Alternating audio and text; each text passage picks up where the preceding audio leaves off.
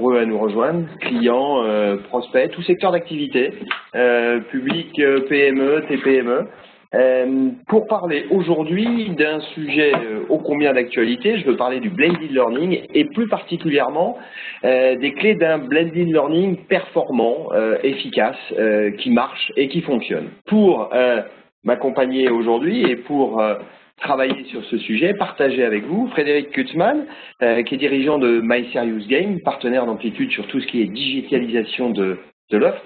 Frédéric, bonjour. Bonjour. Peut-être une présentation rapide de My Serious Game, en quelques mots. En quelques mots, notre spécialité, c'est vraiment la conception digitale, la réalisation de toutes les techniques du Web 2.0 aujourd'hui qui sont à disposition donc de l'accompagnement du développement des compétences au sein de toute structure.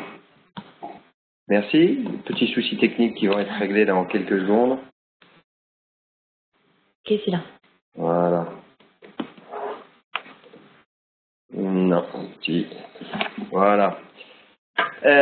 Amplitude, certains d'entre vous nous connaissent puisque je parlais de clients, vous êtes nombreux, quelques prospects. En deux mots, nous faisons du conseil en management des hommes avec un objectif, une finalité, c'est de générer confiance et agilité essentielle pour fidéliser et engager les équipes, avec 3 familles d'expertise pour et au service de nos clients. Je parlais de la formation, de la valorisation du capital humain et la mobilité, et tout ce qui touche au coaching individuel et collectif, coaching et team building. Voilà pour les deux entités présentes aujourd'hui. Et puis, vous dire que vous l'avez peut-être constaté, ceux qui nous suivent régulièrement, nous avons cette habitude et ce souhait de travailler en partenariat, en co-branding. Il y a quelques semaines, on a animé une webconférence sur droit et devoir du manager en partenariat avec Fidal. Aujourd'hui, avec notre partenaire de My Serious Game. Pourquoi ? Parce que nous sommes convaincus que la complémentarité d'expertise permet de faire non pas 1 + 1 = 2, mais 1 + 1 = 3. Une expertise technique, technologique forte, une sensibilité à la digitalisation, et puis de notre côté, une expertise plus en lien avec le présentiel, font que cette combinaison des deux permet d'avoir les meilleurs résultats.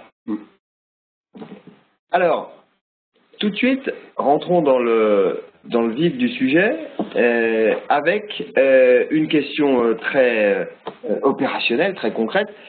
Quand on parle de blended learning, Frédéric, de quoi parle-t-on précisément? Donc le blended, c'est vraiment, comme pour le whisky, c'est ce mix, ce mélange entre le présentiel et le distanciel, le digital.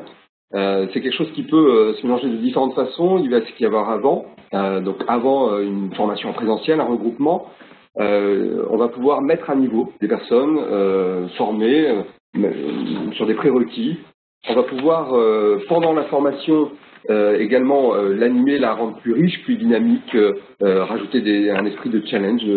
Et nous allons aussi, après la formation, pouvoir retrouver de manière donc, digitale, de manière très flexible, l'ensemble des essentiels de la formation présentielle, pouvoir s'évaluer, pouvoir aussi aller plus loin sur des situations qui ont été simulées, par exemple lors d'un présentiel, pouvoir expérimenter des choses pour aller plus loin. Donc c'est vraiment un accompagnement autour du présentiel, donc avant, pendant ou après, qui est très flexible et qui permet voilà, d'aller plus loin, de renforcer l'efficacité du présentiel. Avec des bénéfices qui sont recherchés bien évidemment, qu'est-ce que nos clients aujourd'hui recherchent? Qu'est-ce qui est le plus fréquemment demandé et en matière d'objectifs sur cette mise en place de blended? On retrouve essentiellement les prérequis. Aujourd'hui, c'est-à-dire voilà, mettre l'efficacité. C'est vrai que en présentiel, on retrouve souvent avec des extrémités dans un groupe et le fait de pouvoir donner des informations pour mettre tout le monde à niveau rend le groupe plus homogène et ce qui permet en présentiel d'aller plus loin et de pouvoir rendre la formation plus efficace. Il y a cela et puis c'est vrai aujourd'hui c'est souvent avant et après, donc pouvoir retrouver les essentiels très facilement, revenir sur des points. Donc ça, c'est vraiment aujourd'hui le dispositif le plus commun. Et ce qui commence à se développer, dont la croissance se fait de 2016-2017, c'est le digital au sein même de la formation présentielle. Ouais, on verra ça tout à l'heure. Le gain de temps est quelque chose qui aujourd'hui est fréquemment partagé par les clients comme attente. C'est un vrai gain de temps, là essentiellement sur des parcours d'intégration, avec donc suivant les structures, parfois 2 semaines en présentiel au sein du siège par exemple, qui peuvent être découpés. On arrive à réduire cela de moitié ou à 3 jours pour conserver cet aspect rencontre, échange, expérimentation, etc. Et en même temps pouvoir donner tout un tas d'informations. Donc c'est surtout sur les parcours d'intégration, gain de temps, et il y a aussi cette notion de just in time, c'est-à-dire quand on doit être formé à quelque chose, si je prends un outil informatique par exemple, eh bien l'information doit être au bon moment pour l'apprenant, et ça c'est un vrai défi dans les ressources humaines, qui est que si la personne est formée trop en amont de l'exploitation de l'utilisation de son outil informatique, il n'a pas encore de besoin d'exprimer, donc la formation arrive trop tôt pour lui. S'il a déjà expérimenté, travaillé 3 mois, 6 mois dessus, cela arrive trop tard. Donc le e-learning, qui est un outil donc très facilement à disposition, voilà, permet aussi de pallier à des temps quand on organise un parcours d'intégration, une formation management. Ben voilà, c'est après 6 mois d'ancienneté, après 2 ans, etc. L'aspect digital vient combler un petit peu ces manques, et donc il y a cette notion qui est très intéressante. Meilleure appropriation des contenus, facilité d'apprentissage, gain de temps, meilleur retour sur investissement. Voilà tous les bénéfices qu'on peut attendre d'une solution blended learning. On vous propose maintenant de rentrer dans le vif des outils, c'est-à-dire pour réaliser un blended learning, qu'est-ce qui est à votre disposition, qu'est-ce qui est à notre disposition. Et le premier, peut-être le plus ancien, qui est le e-learning. Quelques mots sur cet outil qui peut être utilisé en blended. Oui, c'est le plus classique. Bon, ça évolue au fil de l'eau, on le rend de plus en plus riche. On va parler de rich learning, etc., rich media. Donc c'est l'apport théorique qui est digitalisé. Donc on va le retrouver sous différentes formes. Ça peut être de la vidéo, des tas d'exercices, cocher, relier, etc. On va jouer avec la matière, on va apprendre, on va pouvoir s'évaluer, se mesurer. Donc c'est vraiment du contenu pédagogique qui est digitalisé, donc qui est rendu attractif, stimulant, challenge, exercice. Voilà, il y a souvent cette interactivité qui doit tout le temps ponctuer le parcours. Et c'est vrai que alors au début, on est très loin du PDF à lire il y a 10 ans. Aujourd'hui, c'est quelque chose qui est assez, qui est très intéressant. C'est le ROI aussi sur le e-learning. C'est quelque chose qui est rapide et facile à mettre en place et facile donc à déployer.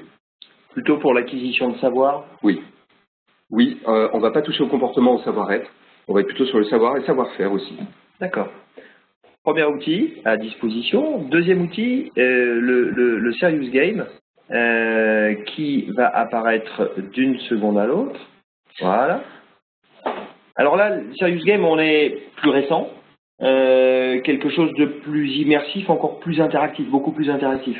Complètement. Parce que là, on peut toucher, et on sait aujourd'hui travailler sur les savoir-être, les changements comportementaux, les prises de conscience. Dans la majeure partie des cas, pour l'illustrer, on modélise, on virtualise complètement l'environnement de travail de l'apprenant, et il va évoluer dans son univers face à de réelles situations de travail quand tout est digitalisé.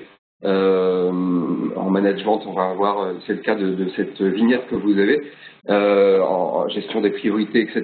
Donc il y a le téléphone qui sonne, il reçoit un mail, il y a son patron qui veut le voir. Et comment est-ce qu'on gère tout ça? Comment est-ce qu'on priorise? Comment on s'organise? Et en permanence, un débrief des aléas qui arrivent, etc. Donc c'est très immersif, c'est vraiment issu du monde de la simulation. Donc là, on arrive vraiment à favoriser des prises de conscience. Il y a toujours du savoir, du connaissance qui sont diffusées, mais de manière extrêmement impliquante. Donc là, on est capable d'aller très très loin dans des durées. On a fait récemment encore un Serious Game qui dure 1h45, où on s'aperçoit que jusqu'à la fin du Serious Game, les apprenants sont vraiment impliqués dans le jeu. Il se passe tellement de choses et tellement d'actions qui sont pleinement à l'intérieur du dispositif. Alors, un de nos clients nous faisait l'objection suivante il y a quelques jours en disant « Oui, mais ça c'est bien pour la génération Y, qui sont habitués aux jeux vidéo, Moi, j'ai plutôt des ingénieurs, plutôt des 50 ans. Je suis pas sûr que ça fonctionne. Qu'est-ce qu'on répond à ce DRH? Est-ce que le serious game est adapté à toutes les populations? Oui, aujourd'hui, oui. Parce que une des clés de réussite aussi, c'est de réaliser un contenu, c'est ce que nous faisons tous les deux dans nos formations, en présentiel ou en digital, sur mesure, par rapport à une culture, par rapport à un public. Donc tout va être vraiment adapté à la cible. Aujourd'hui, c'est vrai que c'est un succès sans contexte auprès des générations plus récentes, jusqu'à 35 ans, etc. Il y a parfois des frilosités, mais même c'est souvent des cadres expérimentés, fréquentent, vont sur YouTube, ont un compte Facebook, etc., manipulent l'outil informatique très régulièrement. Et on a un vrai succès quand même aussi auprès enfin, quel que soit le public, parce que il va y avoir un fonctionnement différent. On peut imaginer si on a un public plus senior, que le player soit moins évolué, qu'on ait quelque chose de plus simple pour les rassurer, qu'ils sentent en confiance, s'ils sont moins à l'aise avec l'outil informatique. Et tout est pensé et contextualisé. Il y a aussi la vraie résistance en fait avec le public senior que nous avons observé, c'est souvent ce sont des personnes qui ont de l'expérience, qui connaissent, qui maîtrisent beaucoup de choses, et ils vont apprendre à travers un serious game ou du e-learning des choses qu'ils maîtrisent déjà. Donc au bout d'un moment, quand pendant 3 minutes, 10 minutes, on me parle de choses que je connais ou que je pense connaître, je décroche.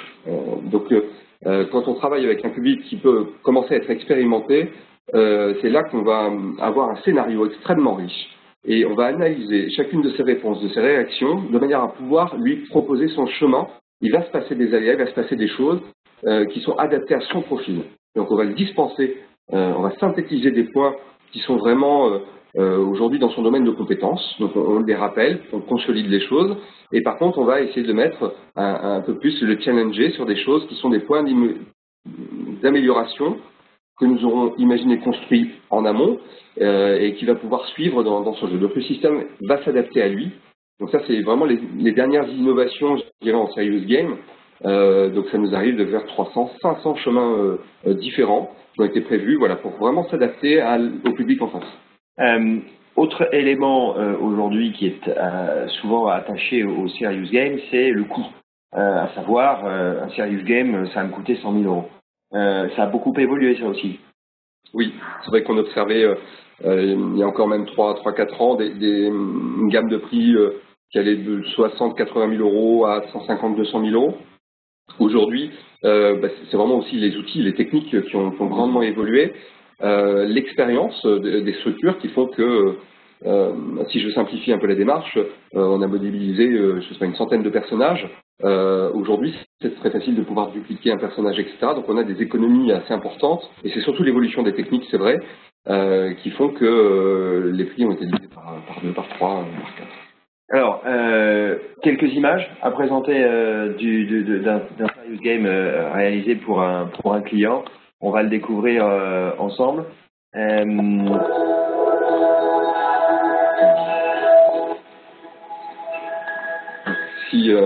Donc là, on est.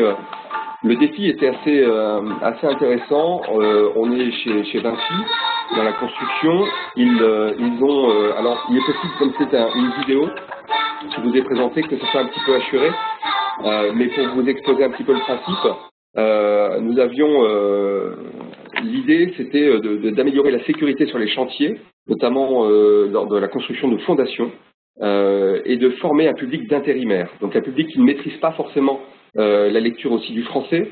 Donc on a tout un parcours où on les emmène qui dure 20 minutes ou qui dure 2 heures, suivant l'intérimaire et son expérience. Donc une première partie plus institutionnelle, voilà. Qu'est-ce que nous faisons chez nous, intervention d'un des patrons qui explique voilà pourquoi la sécurité est importante au sein de notre groupe. Et puis tout de suite l'aventure commence avec quelque chose de très immersif. Je suis Kevin, le nouvel intérimaire. Bonjour Kevin, je suis Younes, le chef de chantier. Justement, je t'attendais. Viens avec moi, je vais tout expliquer.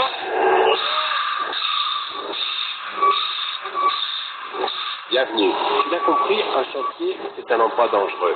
Chez Bot Fondation, la priorité, c'est la... etc. Donc tout est, c'est vraiment une aventure. Il va se laisser porter, il va rentrer sur le chantier, il va découvrir toutes les installations et tous les EPI, les équipements de sécurité, les dates de validité sur le casque, etc. Donc il va devoir réaliser sa première journée et donc au sein de ce qu'on appelle une base vie, etc. Ils vont aller voir l'accident qui vient de se produire et bon, c'est pas un vrai accident en fait. Et ils vont passer derrière la grue. Malheureusement, il y a un angle, il y a des distances à respecter. Et, voilà, il va se passer des tas de choses. Et au fur et à mesure, on va vraiment compléter en permanence. Ah, il a des lacunes par rapport à ça, donc on va renforcer ça. L'idée de ce client, c'était de se dire, il ne sort que quand il maîtrise. Et ainsi, il a une autorisation, à la fin, donc il a un petit bilan qui lui est personnel, avec, voilà, rappelle-toi bien telles informations, et il a l'autorisation d'aller sur un chantier.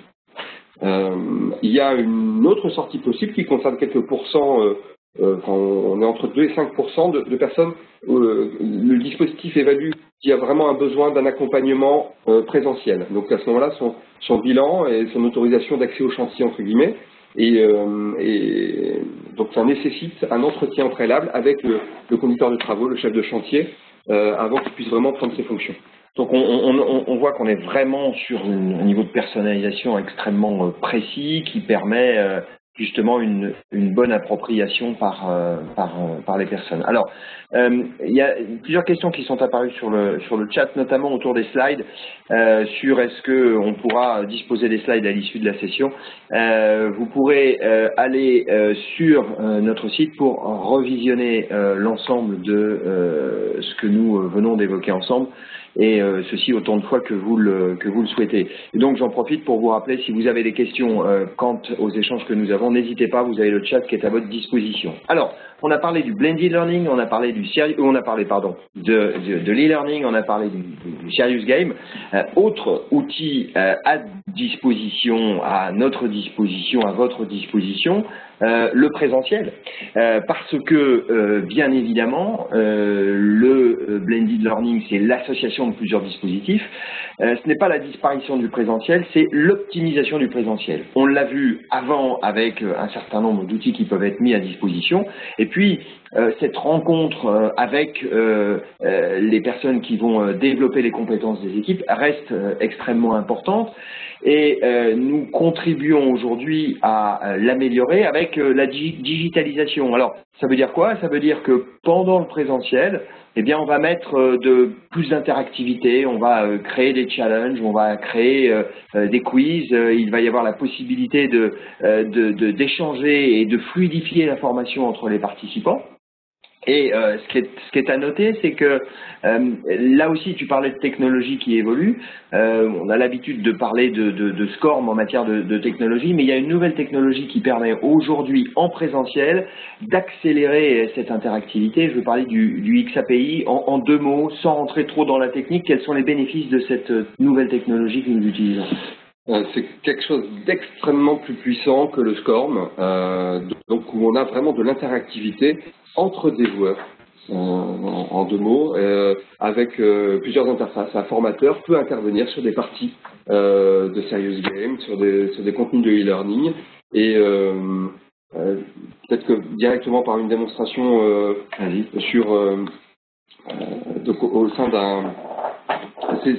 ça reprend bien une synthèse. Vous avez un schéma qui apparaît d'un dispositif qui a été mis en place chez un promoteur immobilier, où nous avons bien sûr cette partie teasing, donner, informer, donner du sens en amont, qui est indispensable à tout contenu de blended, voilà, impliquer, expliquer, dédramatiser, etc. Vraiment penser ça bien en amont.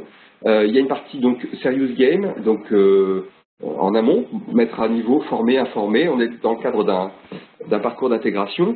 Et le jour J en présentiel, et ensuite on retrouve des informations sur le réseau social de l'entreprise, de manière à pouvoir approfondir, échanger, partager les bonnes pratiques.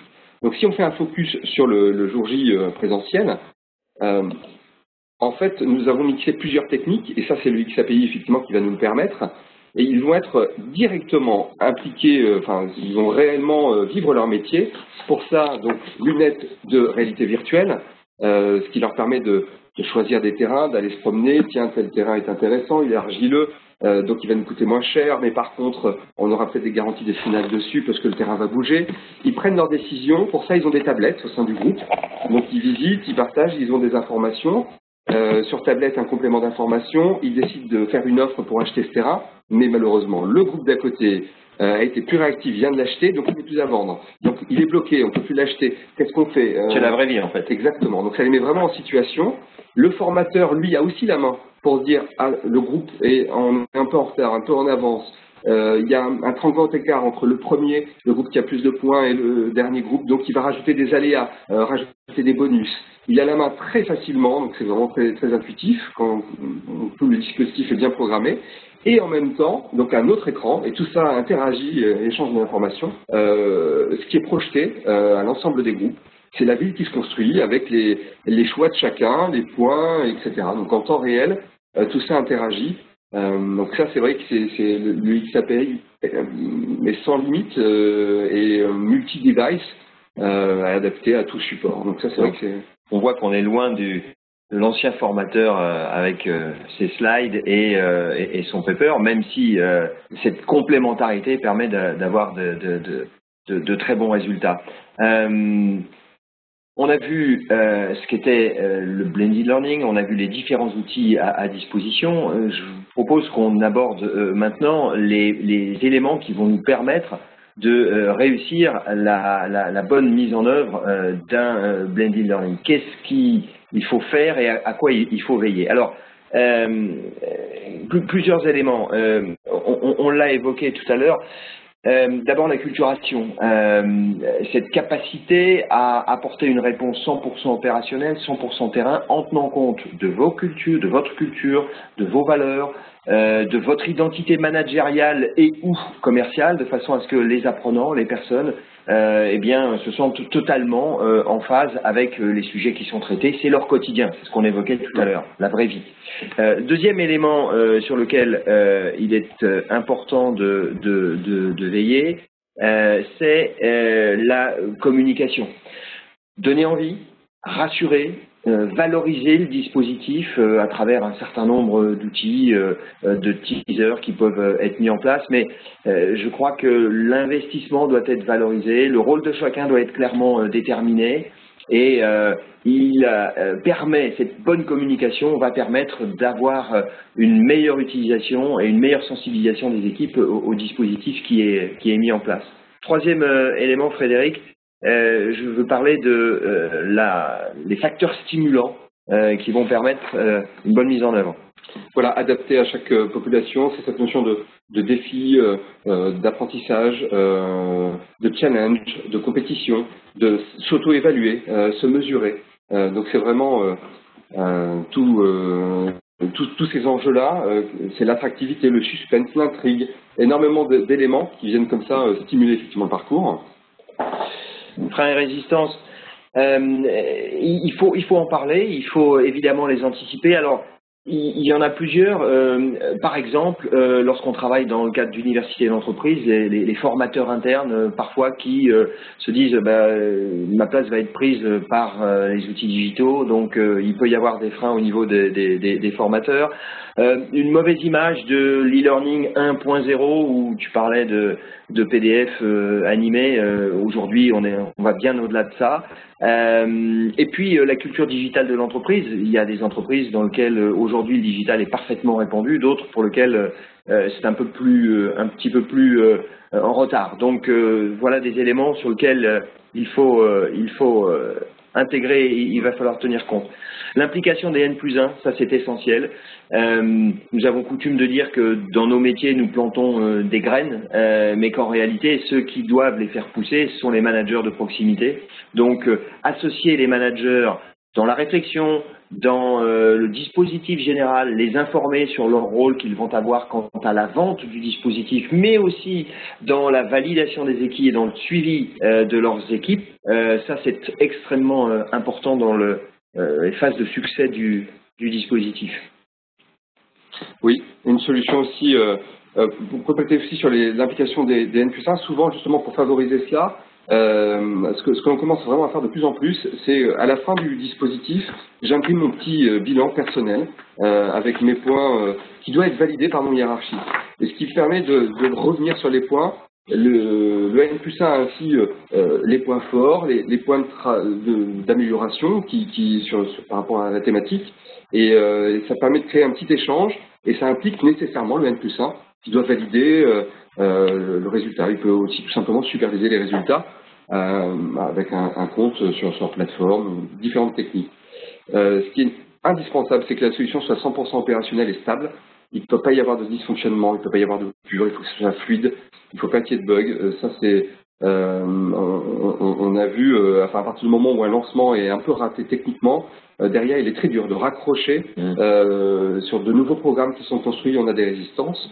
La récompense, alors c'est pas forcément un cadeau à gagner, c'est tout simplement aussi on joue beaucoup sur le renforcement positif, bravo, vous savez faire ça, l'attestation, la reconnaissance, c'est un vrai besoin, donc on joue sur l'attestation de réussite qu'on télécharge à la fin, etc. L'accessibilité, la facilité d'utilisation, le fait qu'à tout moment, on pense aussi, suivant les métiers, les enjeux de chacun, à faire, au lieu de faire 45 minutes de formation digitale, de faire 10 épisodes de 4 minutes. Plus facile à greffer à droite à gauche. Donc, voilà, il faut que ce soit très intuitif, très fluide. Il faut que ce soit très attractif. Donc, c'est vrai qu'on a des gens spécialisés dans la communication, on a des gens qui écrivent pour des séries télévision, etc. Pour rendre le dispositif très attractif, très impliquant. Un gameplay adapté, donc c'est toute l'interface de gestion, de pilotage de la formation, de suivant, etc. Vraiment adapté à mon niveau de maîtrise de l'informatique.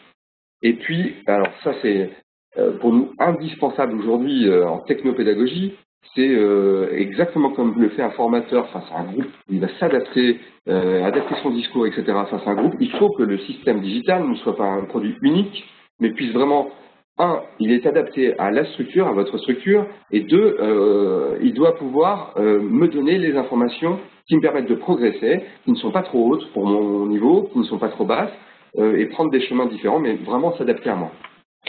Merci Frédéric pour ces facteurs clés. Alors, quelques exemples qu'on voulait partager, et ça fait écho à une question qui est posée par le chat. Pouvez-vous nous donner des exemples de blended dans le cadre d'une formation comportementale? On va y venir, puisque là, on va vous parler d'une mutuelle, grosse mutuelle française que nous accompagnons. Vous avez sur votre gauche les 3 familles d'objectifs et de compétences que nous avons développées. Première compétence, la culture managériale, où là on s'est appuyé sur une de nos formations que vous connaissez qui s'appelle Mastership. On a un deuxième pavé où nous avons travaillé sur les comportements managériaux, et on a un troisième pavé où nous avons travaillé sur le référentiel managérial. Je veux parler là plus de la technique managériale. Donc ces 3 pavés, culture, comportement, référentiel, eh bien nous les avons abordés et développés en blended. Vous avez sur votre droite ce qui apparaît, à savoir du distanciel, du présentiel. Donc vous voyez qu'il y a à la fois du TV Learn, à la fois des quiz de validation. Et pour répondre plus particulièrement à votre question quant au développement du blended learning avec du comportemental, on travaille avec un outil qui s'appelle l'outil Success Insight. Ce que nous avons fait, c'est que nous avons créé un e-learning sur l'outil Success Insight. Je veux parler des éléments de savoir à maîtriser, c'est-à-dire comment ça fonctionne, qu'est-ce qui est important de valider. Et en présentiel, nous mettions en œuvre le savoir à travers des exercices pratiques, à travers des mises en situation, dans lequel nous utilisions ce qu'on évoquait tout à l'heure, c'est-à-dire des outils qui vont permettre de challenger les participants, des quiz, donc quelque chose d'extrêmement interactif. Et on voit que la technologie aujourd'hui permet de travailler y compris sur des aspects comportementaux, sur des aspects de savoir-être, en utilisant des outils blended. Je veux parler de serious game, de quiz ou tout simplement de combinaison avec le présentiel. Donc voilà pour pour cet exemple. Le temps passe vite et on arrive au terme de notre échange. Je voudrais revenir sur l'intérêt de notre partenariat et l'intérêt d'utiliser des experts dans chacune des domaines. On le voit là, le savoir-faire aujourd'hui de My Serious Game, c'est la réalisation digitale. Et le savoir-faire d'Amplitude aujourd'hui, c'est clairement l'animation en présentiel. Et cette combinaison des deux fait que pour nos clients, bien, on atteint les objectifs que vous voyez ici devant vous. Je veux parler d'un meilleur engagement des participants. La formation managériale, la formation commerciale, vos équipes en ont déjà fait à plusieurs reprises. Est-ce pour autant que les résultats se sont clairement modifiés? Là, avec des solutions blended, on voit qu'il y a un meilleur engagement des participants et un retour sur investissement beaucoup plus fort. Et puis, une appropriation des compétences beaucoup plus rapide, beaucoup plus solide. Voilà pour les forces de notre co-branding. Alors, si vous souhaitez des informations, vous avez nos coordonnées qui apparaissent ici. Je le rappelle, vous avez la possibilité de visionner à nouveau cette webconférence sur notre site internet amplitude-consulting.com. Dès cet après-midi, la vidéo sera mise en ligne. Vous pouvez nous suivre également sur Twitter si vous souhaitez avoir des informations sur cette actualité. Et puis enfin, conclure en vous présentant notre nouvelle prochaine webconférence où on parlera des profils Talent Insight. Je veux parler des facteurs de motivation de vos équipes. Vous recevrez bien évidemment des invitations dans les jours à venir. Merci beaucoup pour cette participation. Vous étiez très nombreux à nous rejoindre. Merci Frédéric pour cet échange et on vous dit à bientôt pour de nouveaux échanges. Merci à vous, au revoir. Merci, au revoir.